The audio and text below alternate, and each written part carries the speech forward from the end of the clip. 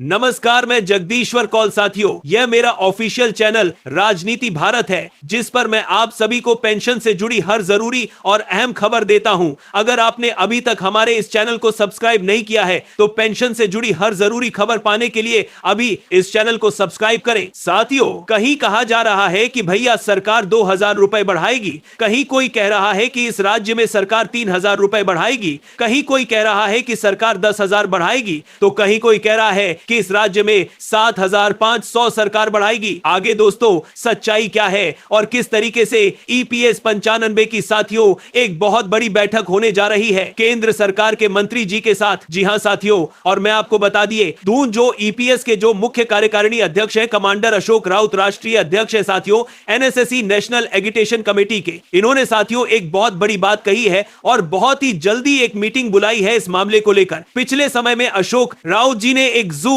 Meeting रखी थी इस चीज को लेकर कि सरकार से मांग जल्द से जल्द पूरी करवाई जाए। और साथियों, ईपीएस 95 के तमाम पेंशनर्स की तरफ से मनसुख मंडाविया जी जो केंद्रीय मंत्री हैं, उनसे भी साथियों मुलाकात हो चुकी है। तो साथियों, आज मैं आपको बताने जा रहा हूं कि ईपीएस 95 वालों की क्या मांग है और किस तरीके से सरकार इसको पूरा करने के लिए प्रतिबद्ध है। जी हां साथियों, अतः साथियों, अगर आप एक पेंशनर हैं तो यार मुझे सपोर्ट जरूर कीजिएगा, इस मंच को सब्सक्राइब जरूर कीजिएगा। देखिएगा साथियों, आज के समय में सरकार एक चीज से बहुत डर रही है। मालूम है क्या चीज है? वो है साथियों सोशल मीडिया। सोशल मीडिया से साथियों सरकार इतना डर रही है और सोशल मीडिया में तमाम जो भी चीजें आती हैं उस चीज को साथियों वो लोग देखते हैं, सरकार देखती है और हल करने की कोशिश करती है। देखिएगा, एक न्यूज मैं आपको दिखा रहा हूं, सोशल मीडिया पर उठाए जाने वाले मुद्दों पर गंभीर केंद्र सरकार बहुत ज्यादा गंभीर है और हम जैसे लोग ही हैं जो ईपीएस 95 पेंशनर या जो भी ईपीएफओ पेंशनर हैं, बहुत कम लोग हैं जो उनकी आवाज उठा रहे हैं। सोशल मीडिया पे बहुत कम साथी हैं, तो उसमें से मैं भी हूं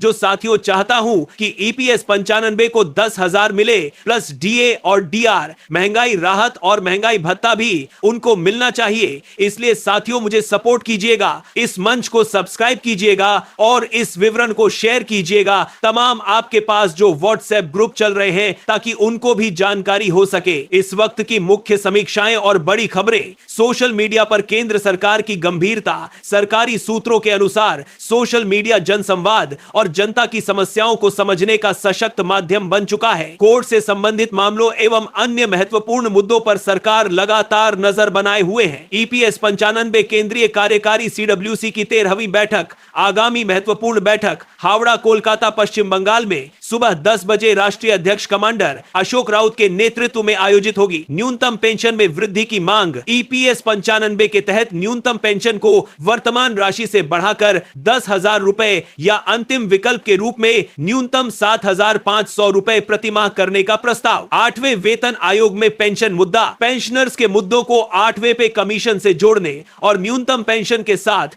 अनिवार्य रूप से वर्ष में 2 बार डीआर महंगाई राहत जोड़ने की विधिक मांग। सुप्रीम कोर्ट का ऐतिहासिक निर्णय डीएस नकारा बनाम भारत सरकार 10,983 मामले के तहत सर्वोच्च न्यायालय का स्पष्ट आदेश कि पेंशन कोई दया या अनुग्रह नहीं बल्कि कर्मचारी का अर्जित विधिक अधिकार है। देखिएगा साथियों, सोशल मीडिया पर उठाए जाने वाले मुद्दों पर गंभीर केंद्र सरकार ने स्पष्ट किया है कि वह सोशल मीडिया के माध्यम से उठाए जाने वाले विभिन्न मुद्दों को गंभीरता से ले रही है। सरकार की नजर न केवल लोकहित से जुड़े विषयों पर बल्कि कोर्ट से संबंधित मामलों एवं अन्य महत्वपूर्ण मुद्दों पर भी लगातार बनी हुई है। सरकारी सूत्रों के अनुसार सोशल मीडिया जनता की भावनाओं और समस्याओं को समझने का महत्वपूर्ण माध्यम बन चुका है। ऐसे में सरकार यह सुनिश्चित करना चाहती है कि किसी भी नागरिक की आवाज अनसुनी ना रहे और हर उचित मुद्दे पर समयबद्ध और प्रभावी कार्रवाई हो। देखिएगा साथियों, यहां पर साफ साफ दिया है कि सोशल मीडिया के माध्यम से उठाए जाने वाले मुद्दों को सुलझाने के पक्ष में केंद्र सरकार है। केंद्र सरकार का मानना है कि सोशल मीडिया जन संवाद का सशक्त नजरिया है। इस माध्यम से जनता की समस्याओं को समझकर उनके समाधान की दिशा में काम करना लोकतंत्र को और मजबूत बनाता है। सरकार सभी नागरिकों से अपील करती है कि वे सकारात्मक और रचनात्मक तरीके से मुद्दे उठाएं ताकि एक बेहतर जिम्मेदार समाज का निर्माण हो सके।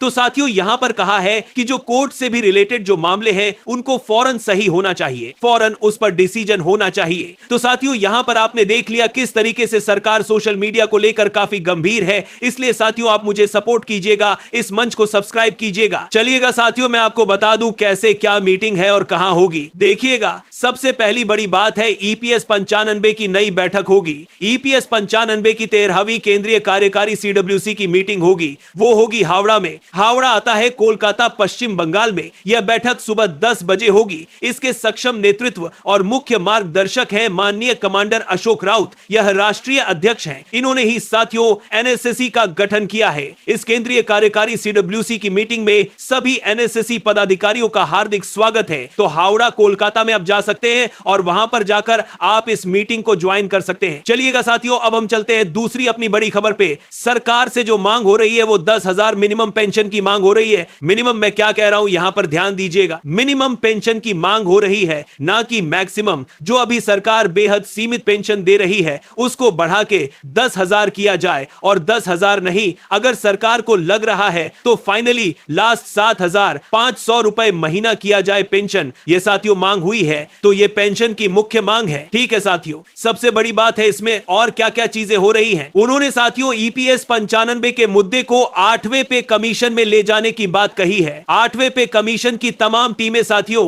अभी जो कि राज्यों में जा रही हैं, वहां पर तमाम जो पेंशनर हैं उनके मुद्दों को उठा रही हैं, उनके मुद्दों को शामिल करना चाहती हैं। तो यहां पर 8वें पे कमीशन में यह पेंशन का मुद्दा जाएगा, और यहां पर साथियों डीए और डीआर की बात होगी। यहां पर जो कहना है वो ये है कि अगर अब सरकार 7,500 मिनिमम पेंशन दे रही है तो प्लस इसमें डीआर को भी जोड़े। इसमें महंगाई राहत अनिवार्य रूप से जोड़ी जानी चाहिए। जो डीए और डीआर हर साल सरकार 2 बार बढ़ाती है, तो यहां पर डीआर भी जोड़ा जाए। अगर सरकार 5,000 रुपए महीना भी करती है तो भी इसमें डीआर जोड़ा जाए। तो अभी जो मांग हो रही है साथियों वो डीआर को लेकर हो रही है, और यह बहुत जरूरी है, होनी चाहिए। इसके साथ ही दोस्तों, मैं एक राष्ट्रीय न्यूज चैनल का आभार व्यक्त करना चाहूंगा। उन्होंने पेंशनर्स के तमाम मुद्दे उठाए हैं। सबसे पहले उनकी ये रिपोर्ट देख लीजिएगा कि किस तरीके से पेंशनरों का मुद्दा है। भले ही वो ईपीएस 95 हो या सिंगला केस वाले हो, कोई भी हो, वो हमारे देश के बुजुर्ग हैं, पेंशनर हैं। किसी का भी मुद्दा है साथियों, वो सभी का एक ही है। इस खबर के अनुसार आज हक की बात में उन पेंशनर्स की बात हम करेंगे, उनकी आवाज हम उठाएंगे जो 8वें वेतन आयोग से कुछ मांग कर रहे हैं। यह वो बुजुर्ग हैं जिन्होंने हिंदुस्तान के दफ्तरों और स्कूलों में पूरी ईमानदारी के साथ अपने कर्तव्य को निभाया, लेकिन आज बढ़ती हुई महंगाई और घटती शारीरिक क्षमता के बीच सम्मानजनक जीवन की मांग कर रहे हैं। देश भर के तकरीबन 69 लाख पेंशनर्स का कहना है कि पेंशन सिर्फ आर्थिक मदद नहीं है, बल्कि जीवन भर की सेवा का सम्मान है। उम्र ढल चुकी है, किसी के घुटने में दर्द है तो किसी को कम दिखाई देता है। शरीर अब पहले जैसा साथ नहीं देता, लेकिन जिंदगी की जरूरतें आज भी उतनी ही बड़ी हैं। ये वो लोग हैं जिन्होंने ऐसे वक्त में देश को संभाला जब डिजिटल युग में प्रवेश भी नहीं किया था। हाथ से लिखते थे, रजिस्टर भरते थे और पूरी ईमानदारी और निष्ठा से देश निर्माण में योगदान देते थे। सेना, रेलवे, डाक, न्यायपालिका, शिक्षा और स्वास्थ्य जैसी संस्थाओं को इन्होंने अपने हाथों से सींचा। इन हथेलियों ने हिंदुस्तान को गढ़ा है, लेकिन अफसोस आज इन हथेलियों में लाचारी की सीमाएं खींच गई हैं। जिनकी मेहनत से राष्ट्र का निर्माण हुआ, आज वह चाहते हैं कि इज्जत और हक जैसी चीजें उन्हें मिलनी चाहिए। पेंशनर्स को जितनी मात्रा में महंगाई के हिसाब से, दवाओं के हिसाब से, उपयोगी सामानों के हिसाब से जो खर्च होते हैं, उसके सापेक्ष पेंशन नहीं मिल पाती। ऐसा लगता है कि सरकार ये मानकर चल रही है कि जो सेवानिवृत्त हैं और ये जो बुजुर्ग हैं, अब ये काम के तो रहे नहीं, अब इनको जितना दे रहे हैं वह भी एक्स्ट्रा नहीं दे रहे हैं। देश की सीमाओं की रक्षा करने वाले दफ्तरों में वर्षों तक सेवा देने वाले समाज को नई दिशा दिखाने वाले ये बुजुर्ग 8वें वेतन आयोग से कुछ चाहते हैं ताकि यह सम्मान के साथ जी सके, उस उम्र में भी आर्थिक तौर पर मजबूत रहे और बढ़ती महंगाई के बीच दवाओं का अपना खर्च निकाल सके। 8वें वेतन आयोग ने काम करना शुरू कर दिया है। केंद्रीय कर्मचारियों और पेंशनर्स के लिए सैलरी और पेंशन में बड़े बदलाव की उम्मीद है। देश भर में वेतन आयोग की बैठकें जारी हैं। आयोग का गठन हुआ था और आयोग को 18 महीने में अपनी रिपोर्ट सौंपनी है। इसके प्रभावी होने की पूरी उम्मीद है। दरअसल 8वें वेतन आयोग में पेंशन को लेकर कई सवाल और आशंकाएं सामने आई हैं, जिसकी वजह से देश भर के लाखों पेंशनर्स में नाराजगी है। जबकि 7वें वेतन आयोग के टर्म्स एंड रेफरेंस जो जारी हुए थे, उसमें साफ साफ लिखा लिखा था कि रिपोर्ट लागू होने की तिथि के पहले जो पेंशनर हैं उनके भी पेंशन के पुनरीक्षण पर और लाभों पर विचार किया जाएगा। वो पैरा 8वें वेतन आयोग में हटा दिया गया है। 8वें वेतन आयोग से देश के रिटायर्ड कर्मचारियों ने कुछ मांगे रखी हैं अपने हक के लिए। केंद्र सरकार से बुजुर्ग गुहार लगा रहे हैं, प्रदर्शन कर रहे हैं और केंद्र सरकार को ज्ञापन सौंप चुके हैं। सरकार से अनुरोध है कि हमारे प्रार्थना पत्र पर विचार किया जाए, 8वें वेतन आयोग में हमको जोड़ा जाए और जो हमारी अन्य 10 मांगे हैं, जैसा अभी अध्यक्ष जी ने बताया, जैसे हर 5 साल बाद 5% की वृद्धि या हर वर्ष 1% का इंक्रीमेंट देते रहे,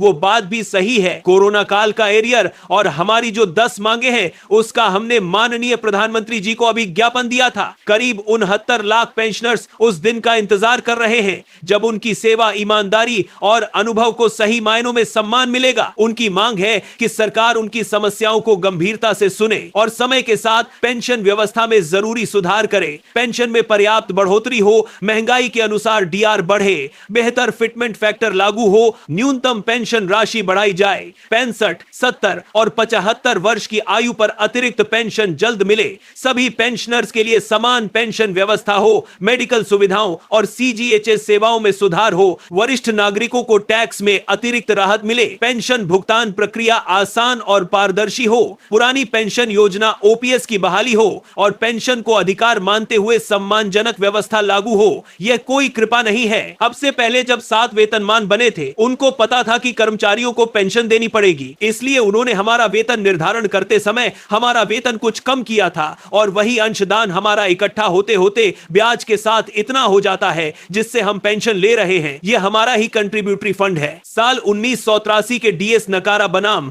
भारत सरकार के ऐतिहासिक मामले में सुप्रीम कोर्ट साफ कह चुका है कि पेंशन कोई दया या अनुग्रह नहीं है, बल्कि यह कर्मचारी का अर्जित विधिक अधिकार है। पेंशन बुजुर्ग कर्मचारियों की सामाजिक और आर्थिक सुरक्षा का माध्यम है, इसलिए सरकार मनमाने तरीके से भेदभाव नहीं कर सकती। इसे किसी तरह का सोशल ऑब्लिगेशन या लायबिलिटी मत मानिए, क्योंकि अगर उस आदमी को यह मालूम है कि बुढ़ापे में मेरी सरकार या मेरा एम्प्लॉयर जिसके लिए मैंने काम किया है वो मुझे बुढ़ापे में सस्टेन करेगा, तो वो पूरी मुस्तैदी से काम करेगा, वो कुछ और गलत करने की नहीं सोचेगा। तो यह जो डिबेट है, कैलकुलेशन है और ऑब्लिगेशन है, इसको जब आप एक वेस्टेड राइट यानी अपने हक के तौर पर देखेंगे तब इसे एक बड़े पॉजिटिव तरीके से देखा जा सकता है। और ऑब्लिगेशन है ये सबसे कन्फर्म करने के लिए, करते के लिए, जब इकसान करने के लिए, करते के लिए। पेंशन सिर्फ पैसा नहीं है, ये इन बुजुर्गों का सम्मान है, इनका हक है। ये पेंशनर्स कोई बोझ नहीं है, ये हिंदुस्तान के वास्तुशिल्पी हैं। जब तक हम इस सच्चाई को नहीं समझेंगे तब तक विकसित भारत की कल्पना अधूरी रह जाएगी। तो फिलहाल साथियों, आपने देख लिया कि क्या लग रहा है साथियों कि सरकार आपका कितना पेंशन बढ़ा सकती है। सबसे बड़ी बात है, कहीं 2000 की बात हो रही है, कहीं 3000 की बात हो रही है, तो कहीं 7500 की बात हो रही है। आपको साथियों कितनी पेंशन मिलनी चाहिए ये मुझे कमेंट सेक्शन में बताइएगा। और अगर आपने राजनीति भारत को अभी तक सब्सक्राइब नहीं किया है तो तुरंत सब्सक्राइब कर ले। और क्या ये जो मैं फार्मूला बता रहा हूं कि 8वें पे कमीशन की तरह डीआर भी जोड़ा जाना चाहिए, भले ही सरकार 3000 पेंशन दे, 3000 महीना दे, लेकिन उसके साथ डीए और डीआर को भी जोड़ा जाना चाहिए। फिलहाल साथियों, आपका इस पर क्या कहना है मुझे कमेंट सेक्शन में जरूर बताइएगा।